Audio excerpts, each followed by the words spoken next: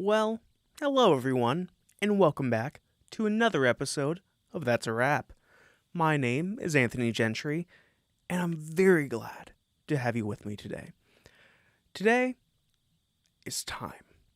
It's the end of the year. It's actually the beginning of a new year, January 2024. 2023 is long gone. You know what that means? It's time for lists. Top 10 lists. Before me, I have 3 lists.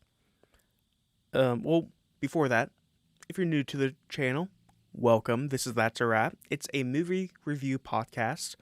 Every week, I come in, I review a new movie. Sometimes 2 movies, sometimes more. Sometimes I do fun stuff, like do a top 10 list.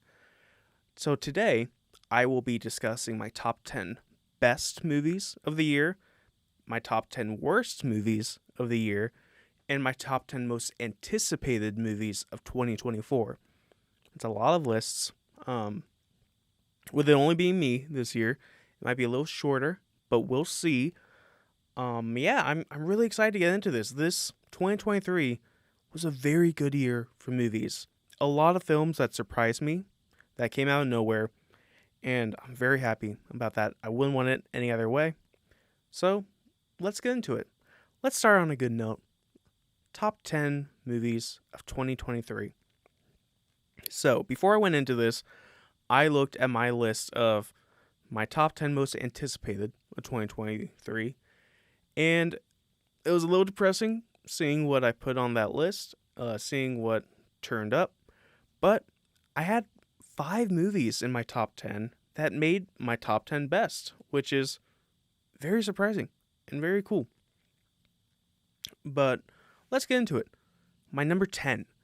This is a movie that came out over the summer that I was very excited for, and that is Asteroid City. This is the new Wes Anderson film, which even though this is in my top 10, I probably put his Netflix short films over this. Just shout out, go check that out.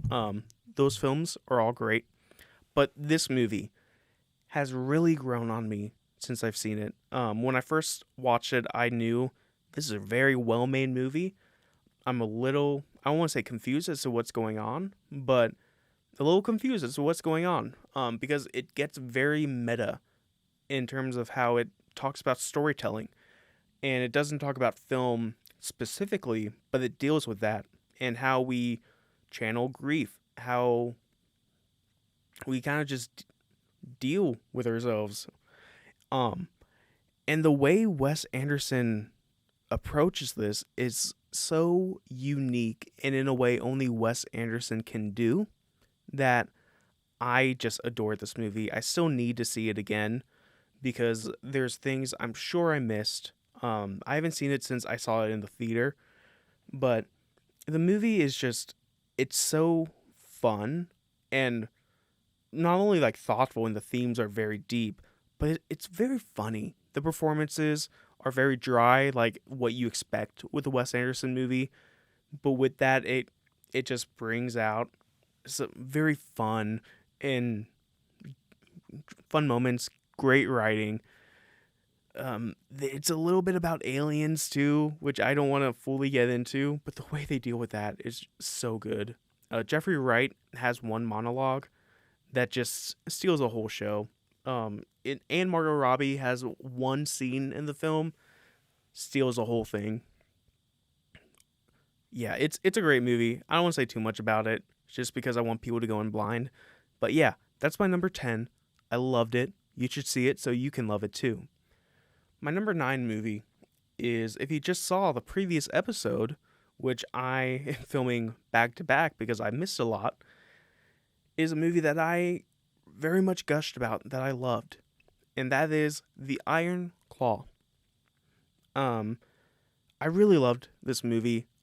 It's about wrestlers, but more than that, it's about a family who goes through a lot of hardships and how they deal with that. Specifically, one brother in the family, played by Zac Efron, who gives a fantastic performance. But how they deal with loss and just growing up, and especially in a home where they might not all feel welcome and they feel pressured to do something they might not want to do and they're pitted against each other. But even then, they're still brothers and they still love each other. And at the end of the day, that's what matters. And this film, it really delves into that and it explores what it means to be a part of this family, especially when there's so much competition in it. So, how do you become an individual and stand out from that in both good and bad ways?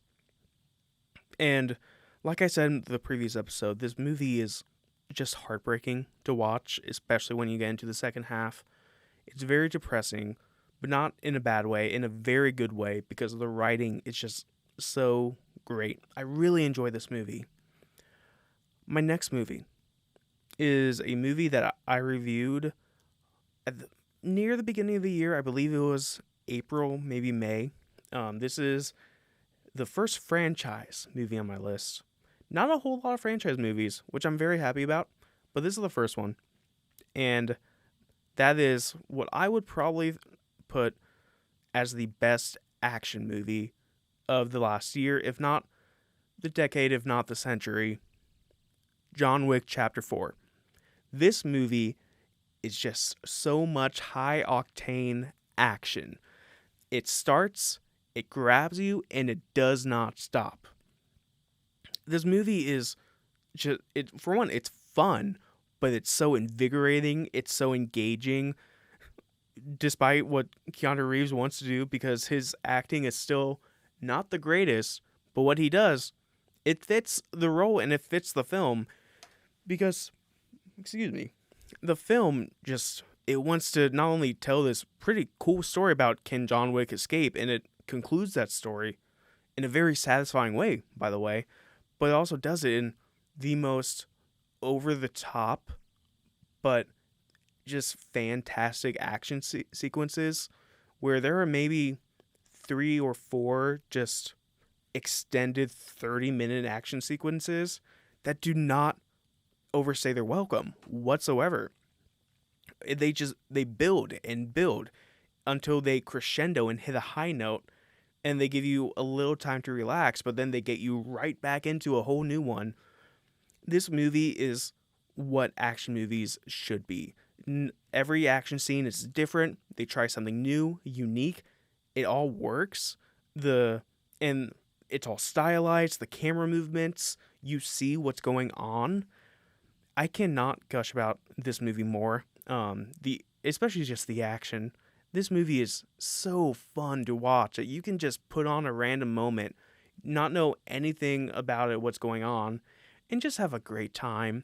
It's such a great movie, and it's 3 hours long. It doesn't feel that. You don't feel the length because they just keep going, and you love it. You have a great time. You don't want it to end. And yeah, that's all I'll say about that. But John Wick Chapter 4, great movie. I really liked it. Number 7 is another franchise movie. A franchise with my favorite superhero, Spider-Man. And that is Madam Web. Spider-Man Across the Spider-Verse. Now, if you heard my thoughts in our summer recap episode, I thought this movie was great, but the ending what left me wanting a little bit. It didn't feel that satisfying to me. And you know what? I still stand by that. But despite that, this movie is just so great. It explores Miles as a character and goes deeper into what they went into in the first movie. I don't want to repeat a lot of my same thoughts, but just exploring what it means to be a hero and standing out from the crowd and just being you and doing my own thing. And yeah, this movie is just so well done and so expertly executed, with the writing, the animation, which is so varied and so great. All the character designs are so different from one another, but they feel like they're part of the same movie, which is a very hard feat to pull off, but they pull it off. The humor is very good. but even then they still bring it in for the emotional moments when they need to, and that works too. I really enjoyed this movie. I really loved it. I'm excited for part 2, although I really hope the animators get a break because I heard that they were rushed in this.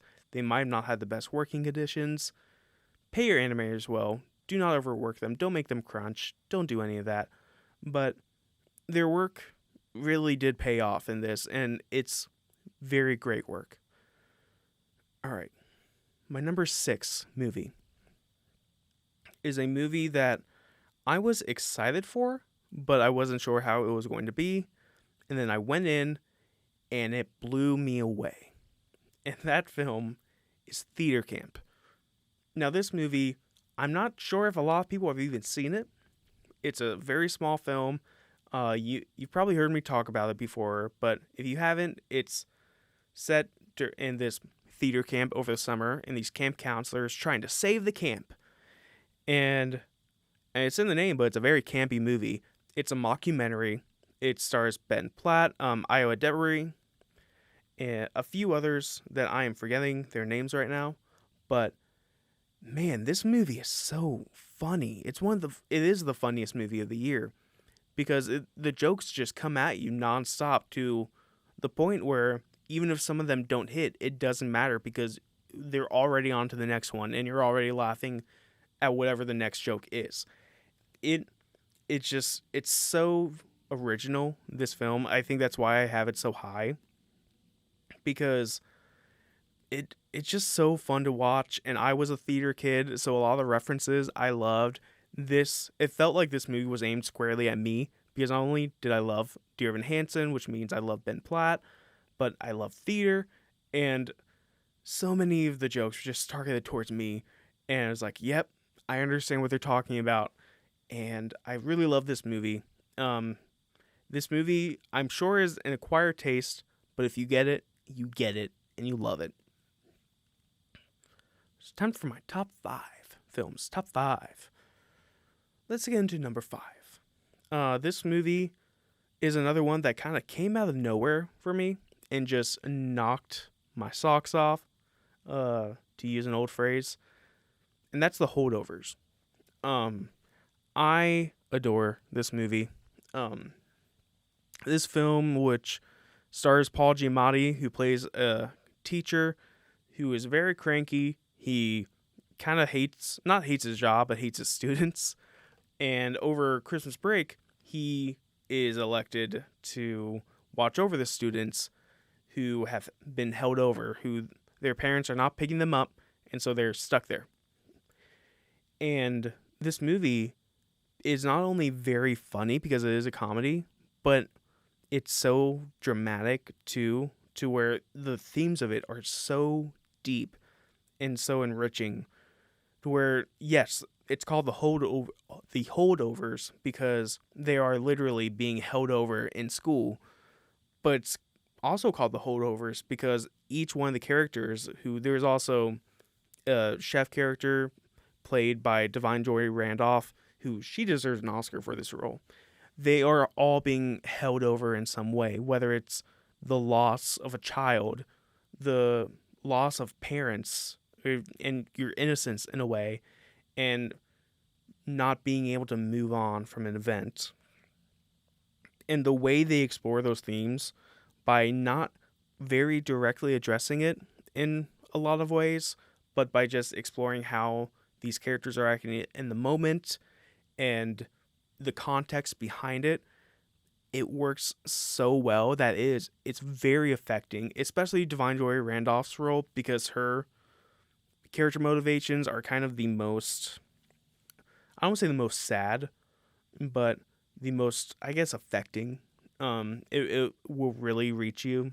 Her character has just lost her son in a war, and so how she deals with that grief, being the only person in her family left alive, or I guess immediate family left alive, and what that does to her because she has lost both her husband and her son now. It's just a very deep movie that also is very funny. It's set during the Christmas holiday, so you get very good vibes, set during the 70s, which gives it this filmic look, which I loved about the movie. And yeah, I really adored this movie. Moving on, my number four. My next four movies are all, I gave on Letterboxd, I gave each of these 5 stars. So I guess you could rearrange these however you like, but they are all just fantastic. My number four is Godzilla Minus One. Talk about a movie that, again, I don't want to keep saying it, comes out of nowhere and just surprises you in the best way possible. I went in expecting another monster flick. You just see Godzilla wrecking shop, but what you get is this deeply human story about moving on and processing grief and just what it's like being a human. And then you also get the Godzilla things, but when you add in that context, Godzilla becomes this metaphor for grief and guilt and how do you move on. And they all come together very nicely in a way that I did not expect. I cared more about the humans than I did about just watching this monster destroy a city, which is very hard to do in a monster movie, which, I mean, you see in the recent Godzilla films, the American Godzilla films, the Monsterverse. But in this film, they do just such a great job with getting to know these characters and getting to love them each in their own way. And it makes it all the more heartbreaking when they go through that loss and they go against this insurmountable threat that they might not even be able to beat, but they're going to try anyway because that's the human will and that triumphs. And it's just a very human story that I did not expect, while also delivering on that classic Godzilla action and fear. Godzilla was scary in this movie, and Godzilla hasn't really been scary recently, at least for me. But in this, I was terrified every time he showed up because I knew what was about to happen to not only the city, but specifically to these characters and that trauma response because of that.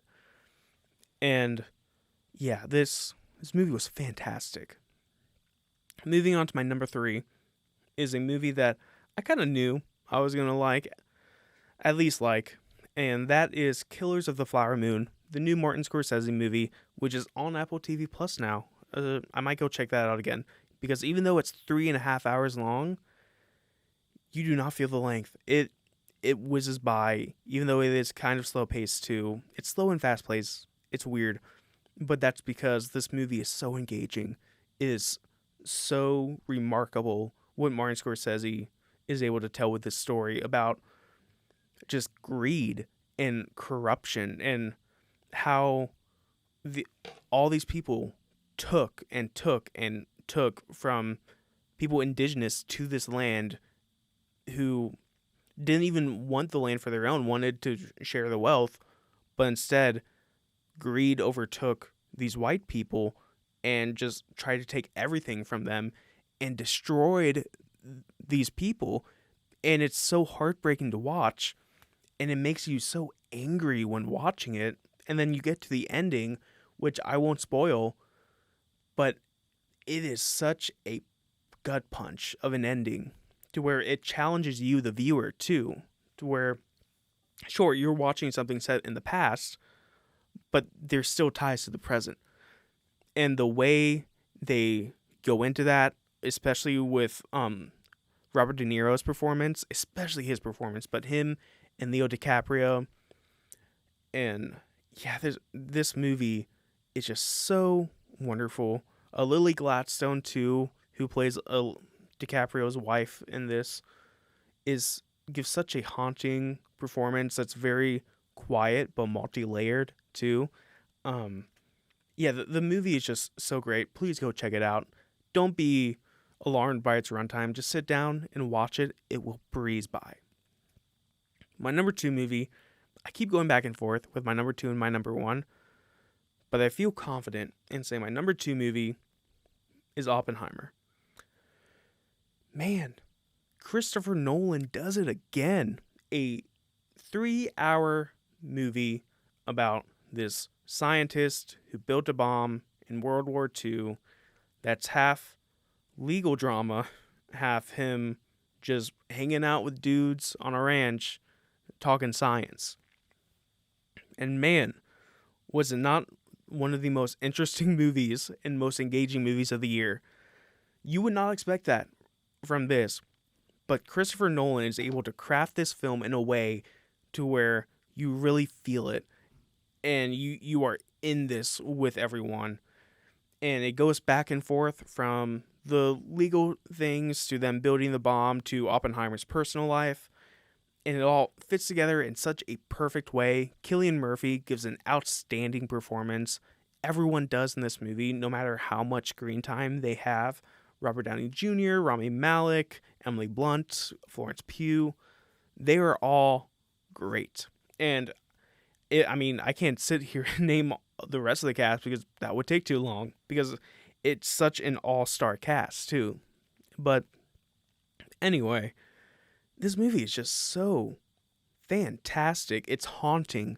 It's like Killers of the Flower Moon. It's set in the past, but it's so about the present too. And it's a warning for if we continue down this path, we might not even have a world left.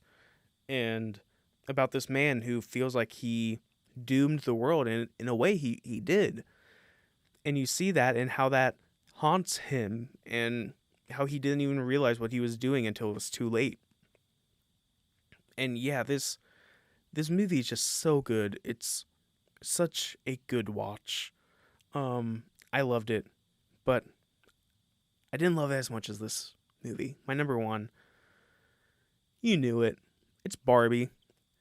I did not expect Barbie to be my number one movie of the year. And I think the only reason why it triumphs over Oppenheimer for me is that it exceeds expectations. You go into Oppenheimer knowing it's a Christopher Nolan movie. You kind of know what to expect. You expect quality, and you get that. You get quality.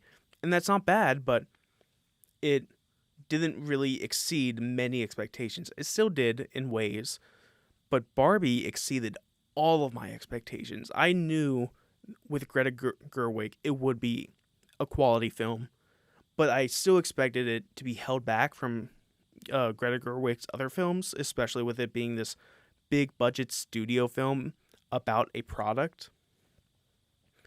And yet, she was still able to instill this humanity into it, these very deep themes about not only feminism, but just people and what it means to be human, and how complicated that is, and how hard it is to be human.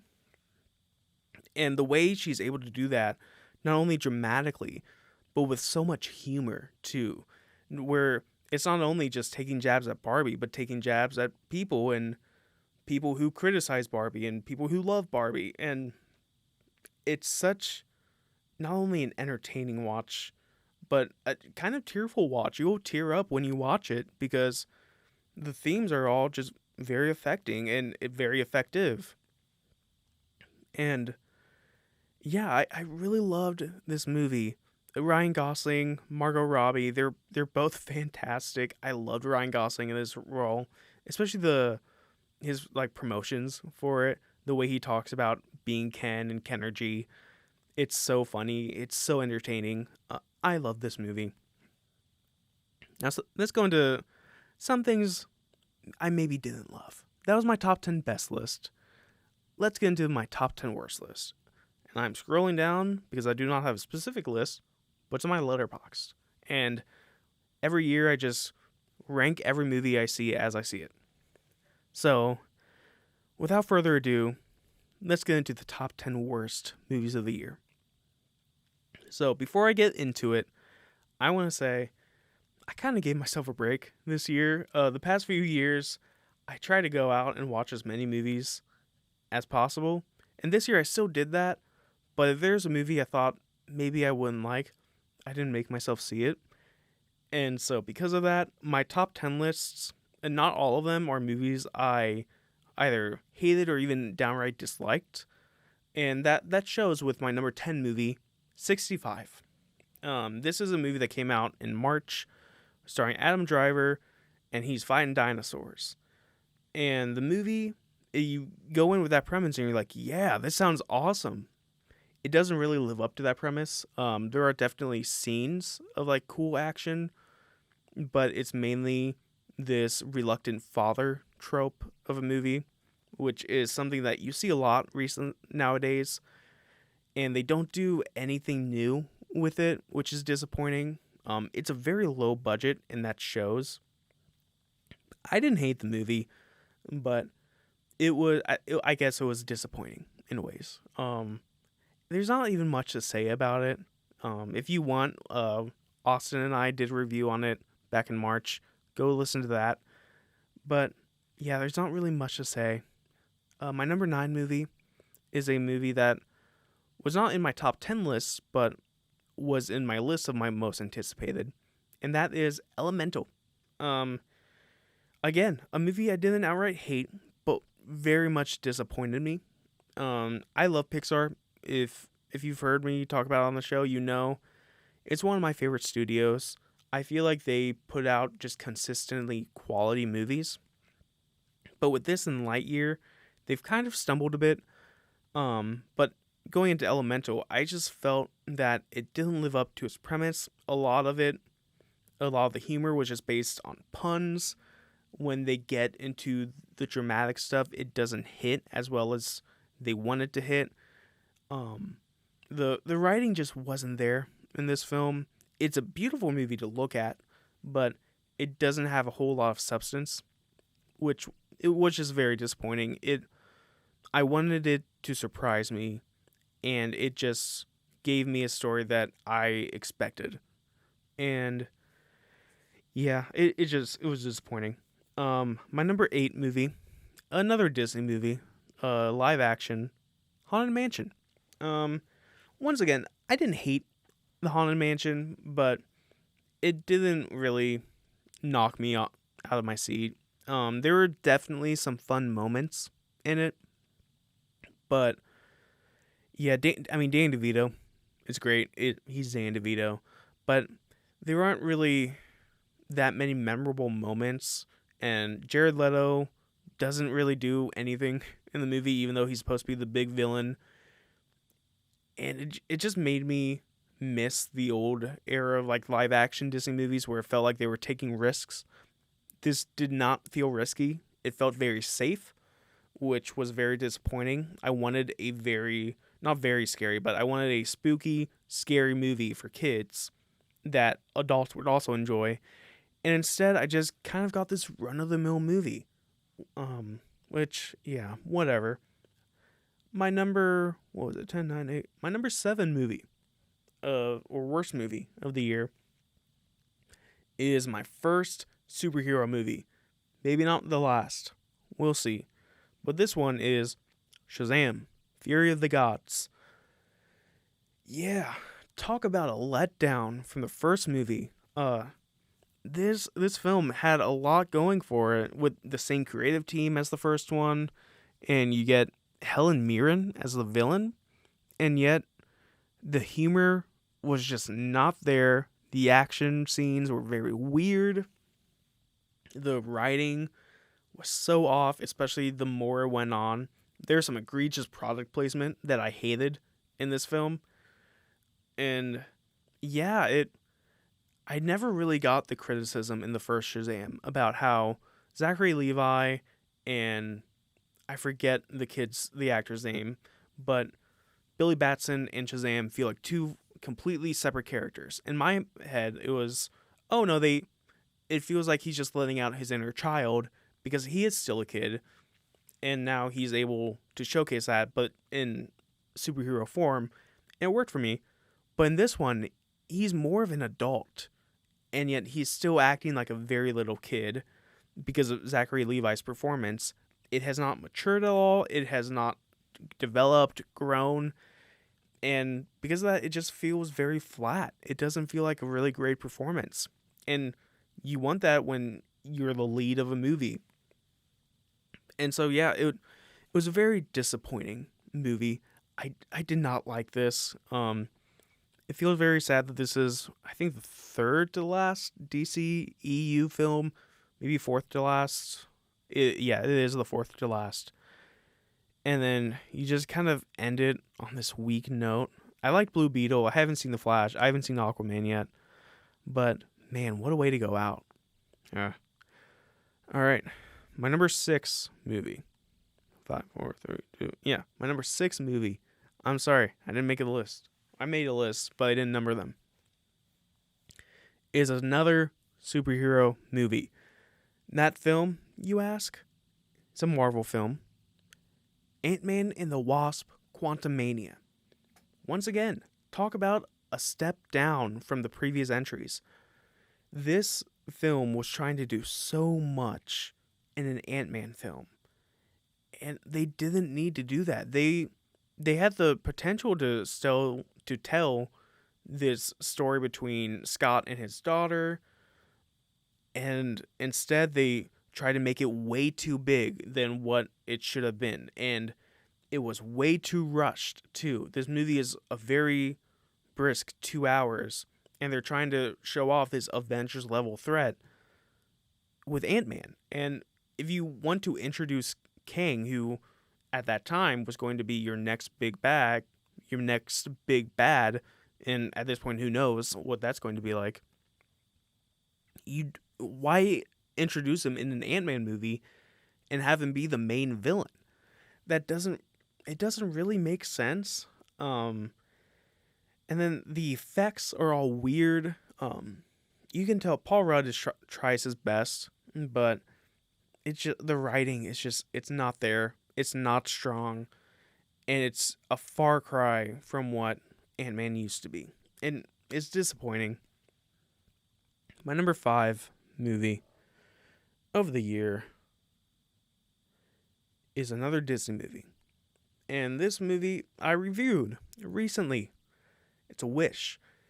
This was Disney's big ending to their 100th year celebration, and man, did that not work out. I reviewed this in full, so you can check out all my thoughts there. But once again, just talk about another disappointing movie. The film, I went in very excited about it. I thought the art style was cool, and having it kind of tie into the entirety of Disney's past in a way, because it's about wishes. It's like, that's a cool concept, especially to celebrate their anniversary. But they didn't really do much with it. The way they approached it was not interesting. It wasn't engaging. The villain was very weak, when the villain is usually the strong point of these Disney animated films. The sidekick, the goat, wasn't all that strong. The friend group were just there. They all had personalities, but they were just that. They were just personalities. They didn't have any depth to them. And yeah, the songs even were not memorable. None of them are memorable. I cannot recite any of the songs. Even the villain song, after those months of advertising with it, I don't remember it. And I didn't see it all that long ago. So yeah, this film is just a very forgettable film that is just very disappointing, especially with the talent that you have behind the camera, and not in front of the camera, but in this voice booth with Ariana DeBose and Chris Pine. You think, yeah, this would be great, and it's not, sadly. Yeah, that one hurts. My number 4 movie, it's an Adam Sandler movie. It's not Leo. It's Murder Mystery 2. Yeah, that came out this year. I was surprised when I saw this on my list before I started, because you want to talk about forgettable. This was forgettable. I remember, I think they go to France, and then Mark Strong is in it. And once again, it's this couple, and they have to solve a crime, because if they don't, then they're pinned on it. And it's Adam Sandler and Jennifer Aniston. And yeah, the humor isn't there. I wasn't a huge fan of the first Murder Mystery, but I still enjoyed it for what it was. But this movie was hard to get through.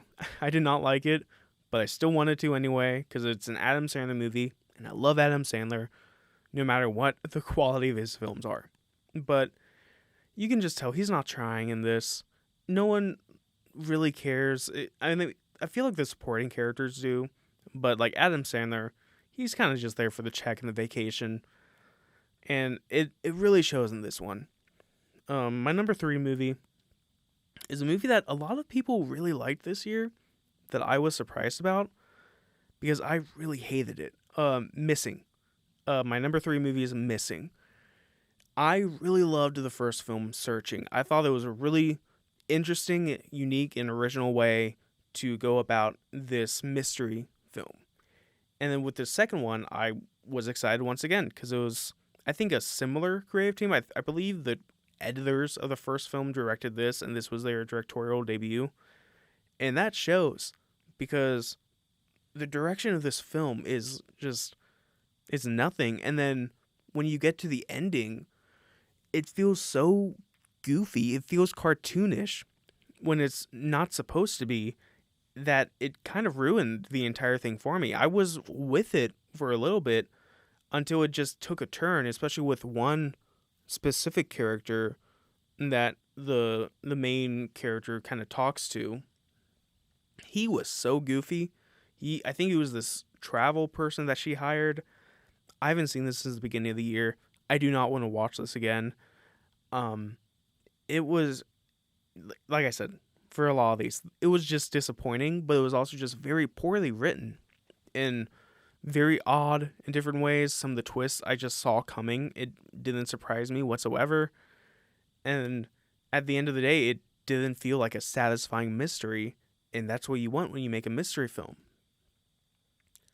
So my number two is a movie that when Austin still did this podcast, we decided to do on a whim because there weren't many movies coming out that week. I wanted to do a different movie. He wanted to do this one. He won, and that's Somebody I Used to Know. This is an Alison Brie movie directed by Dave Franco, I believe. It's a romantic comedy in a way, more romance. And man, did this movie not work. It's one of those cliche movies where, oh, this girl goes back to her hometown and she meets up with an old flame and they get back together. And then they don't really do much with it. It's very lazy. The film just, it doesn't really work. I can't even really say much because it's very forgettable, and I forget a lot of what I said and what I remember of the movie. I think maybe the characters didn't have much chemistry. I forget. So I'll just move on. Because yeah, as my number two, I just remember very much not liking it. My number one movie, I did not ever expect the day that I would say an MCU movie is my number one worst movie of the year. But here we are, The Marvels. I went in thinking, you know what? This won't be the best Marvel movie, but it'll be something. It'll be fun. It was not. There were fun moments, sure, but the overall film was just a mess. It felt so incoherent the entire time. It kept going back and forth, and the writing just wasn't there. If you haven't noticed, I'm a big stickler for writing. I like good writing. The characters, they never felt like a team, and then when they were supposed to feel like one, I just didn't feel it. The effects, I guess, were a little better than Ant-Man, but still not the best. Some of the action scenes were all right, but still just they didn't feel inspired, except for the very first action scene when they are switching places.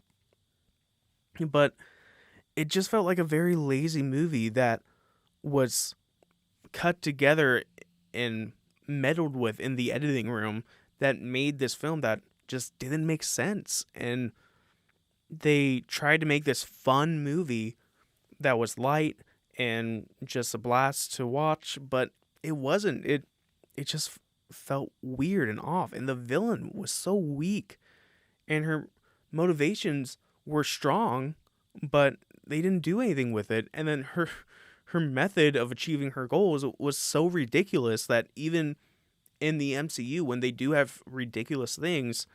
I just couldn't buy it. I could not get with it. And because of that, it's my number one. I really did not like this movie, even though it had so much going for it. Like Brie Larson, Nia DaCosta directing it, who did the Candyman reboot, which I really liked. Iman Vellani, who was fantastic as Ms. Marvel. And Tiana Paris, who, yeah, she's good, but I just haven't seen much of her, so I can't really say much for her. But yeah, very disappointing. I really did not like this movie. Yeah, it is what it is. That's my top 10 worst films of the year. It had to happen. Let's get that out of the way. Let's move on. Let's move on to some good things. What am I excited for? It's a new year, new me, new list. So let's get into my top 10 most anticipated films of 2024. Now there's a lot of movies coming out this year. And it was kind of hard putting together this list just because I wanted to include a lot. And just for some honorable mentions, things that didn't make the list: Ghostbusters Frozen Empire, Kingdom of the Planet of the Apes, Deadpool 3, the new Gladiator film, Beetlejuice 2. They all look cool, or seem to be cool because they don't all have trailers. Looking forward to that. But yeah, Damsel is another movie that didn't make the list. I thought that looked really cool in the trailer. Unfortunately, just didn't make it. But let's get into my number 10 movie, and that's The Bike Riders. I'm very upset that this movie did not come out this year because it was supposed to. But I don't think it was Disney. I think it was New Line or New Regency who was supposed to release it. They pulled it from the schedule because of the actor strike, and then sold it off to, I believe, Focus Pictures or Focus Features. And now it's coming out in June or July. And I'm going to be honest, I'm a little biased because this film was filmed near me. I think it's really cool. It was filmed just kind of right down the street from where I live. And the premise is really cool. It follows a biker gang in, I believe, the 1980s. Jeff Nichols is the director. Austin Butler leads the cast. An all-star cast. Like Tom Hardy. I think Joel Edgerton is in this film too. But yeah, I really like the trailer and what it showed. I'm really looking forward to seeing what this film holds. So yeah, we'll see. My number 9 film is an A24 film. So it'll be interesting, at least. It's from Alex Garland, who made one of my favorite sci-fi movies in Ex Machina, and one of the weirdest movies I've seen in Men, and that's Civil War. Now, I was not going to watch the trailers for this at all, but when I was sat down for the Iron Claw, they played the trailer for it, and so I thought, you know what, might as well watch it, because it's in front of me, and playing at sounds that I can't really block out. And man, that was a good trailer. That was a really good trailer, and it really bumped it up into my most anticipated of the year. And it comes at a time where there's a lot of political division, so I think it's a very timely movie. We'll see how it plays out. It's, I think, one of the first big budget A24 films that they're releasing, which when they first announced that they're doing like big budget films, I was very apprehensive because A24, even though they are more of a distribution company, are known for their smaller films. They're specifically curated for these smaller voices, but are very high quality. And I didn't want them to lose that part of themselves with that big budget. But with this, it feels like, no, they're just doing a bigger budget film, but they're still keeping that voice that they always had. And so I'm really happy about that. I'm really looking forward to see how this does. My number 8 film doesn't have a trailer, doesn't have anything except for a few pictures and a premise. And that is Nosferatu. This movie is going to be wild. It's coming from, I believe Robert Eggers is directing it. Man. This film, it's a remake of the original film Nosferatu. It is Robert Eggers. Willem Dafoe is in it as his bounty hunter. Bill Skarsgård is playing Nosferatu. It's if you don't know, it's the very first vampire movie. It's based on Dracula, just not a name because I believe they didn't have the rights. And yeah, this is going to be a freaky movie that I am very excited for. Very excited to see how they update it for a modern audience. And yeah, and Robert Eggers too. I haven't seen all of his films. I haven't seen The Witch, but just what he did with The Northman, even that was great, and that was Shakespearean too. So I'm excited for this. My number 7 film is also kind of an adaptation of a classic novel, but with its own twist. That's Lisa Frankenstein. I saw the trailer and I fell in love with it, and then they just released a new trailer too, and I fell in love with that. This film just looks so fun. It feels like a throwback to 80s teen movies like Heathers, where they have an edge to them. It's these teens killing people all in the name for love. Yeah, I think Catherine Newton. Catherine Newton. I thought she had a 3-name name, but it's just Catherine Newton plays Lisa Frankenstein, or maybe just Lisa. I don't know. Cole Sprouse plays the monster. It looks very fun. It looks very funny. Zelda Williams, Robin Williams' daughter, is directing it. I believe in her debut film, feature film at least. And it looks so fun and like an actual like sweet, maybe in a way, romance film. But you still have these two deranged characters who are murdering people. And yeah, I think it's just going to be a really fun time. I'm really looking forward to it. My number 6 film is a musical adaptation of a musical I've never seen. I've only heard a few songs from, and I kind of want to keep it that way until I see the film. And that's Wicked, Part 1. I'm not me if I'm not a musical theater buff. I love musicals. I love the songs. And so I just had to include this on my list. I believe Ariana Grande is either playing Elphaba or Glenda. Cynthia Erivo is in it.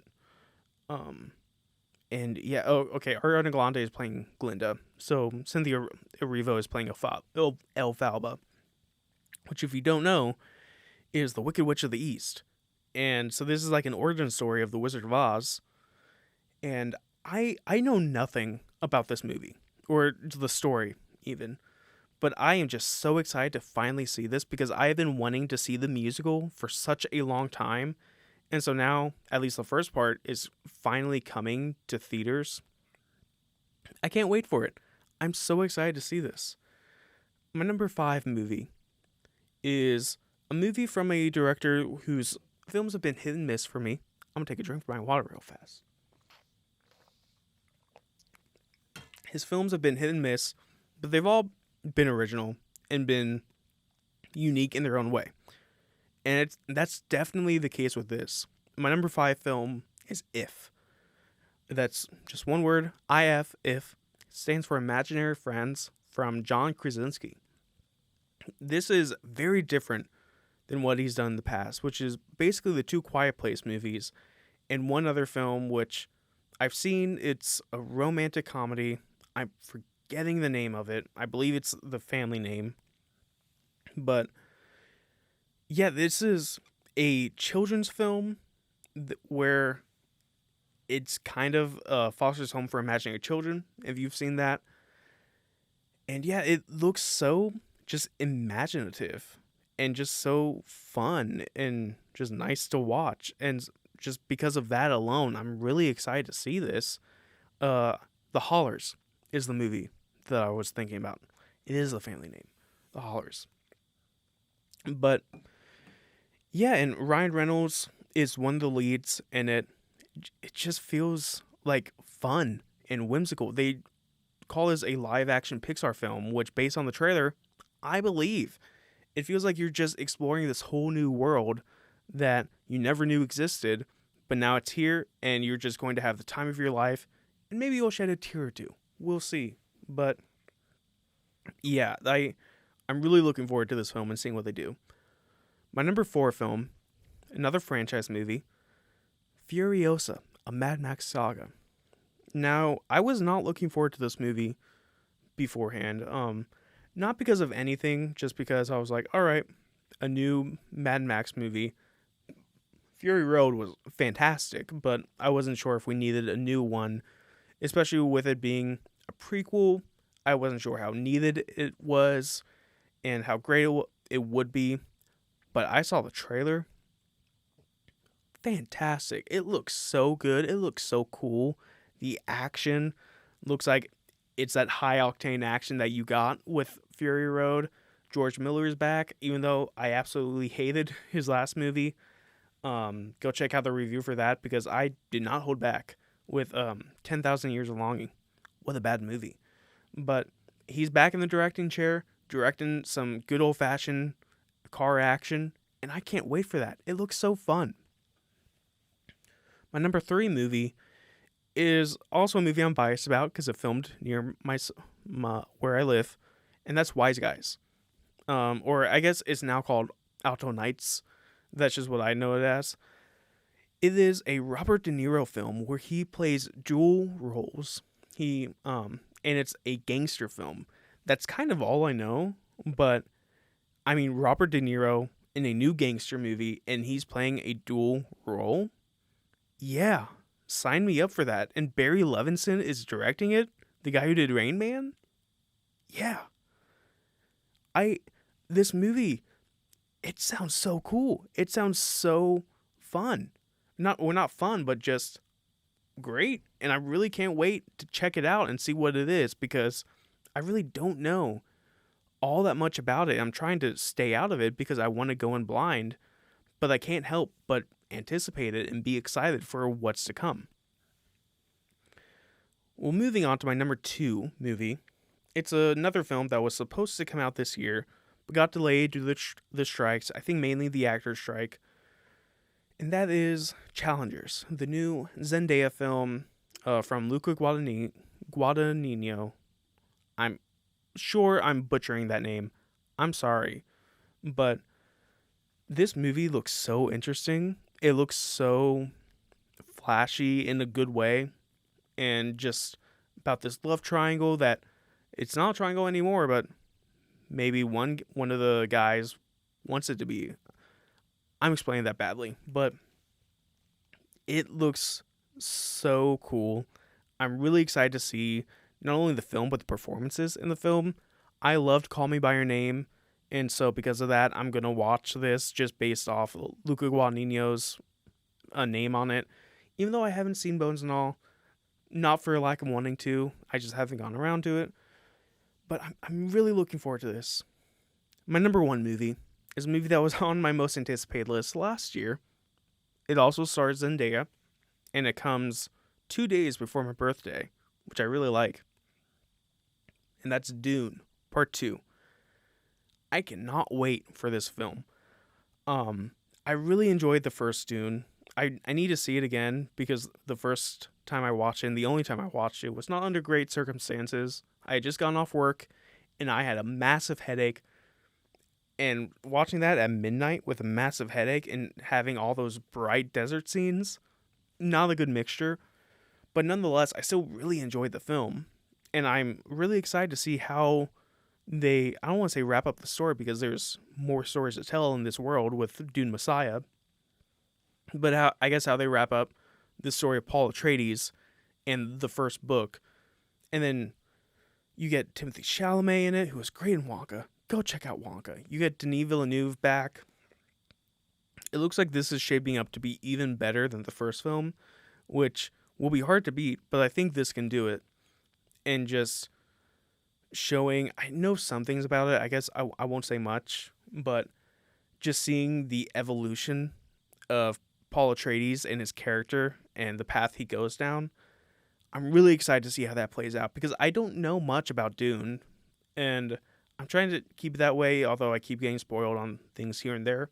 But I cannot wait to see how this film turns out. So yeah, that's my list of my top 10 most anticipated movies of 2024. And that'll do it for this episode. Thank you for watching and listening. This went on a lot longer than I expected, but that's a good thing. Hey, you got a lot of content out of me. If you enjoyed this, You can follow me at That's a Wrap NCR on Instagram, Twitter, and YouTube. And if you are on YouTube, if you're watching the video version, thank you so much. Even if you're watching it on any other service, thank you so much. But on the video version, you can leave a like. You can subscribe. You can leave a comment. Do you agree or disagree with any of my lists? Did I leave something out that I should have put on? Especially for the anticipated. I'm sure I left out something that I just forgot about. But yeah, I had a really good time just putting these lists together. I love figuring out what my favorite movies of the year were. Not so much the worst movies of the year, because that's just a bummer. And then seeing what's coming out the following year, because that's really fun. It's fun to get excited. But yeah, thank you for listening and or watching. Next week, I will be reviewing Mean Girls and or ISS or the new Kevin Hart movie Lift that just came out. We'll see, but I already saw Mean Girls, so I'll be back talking about that. But until next time, that's a wrap.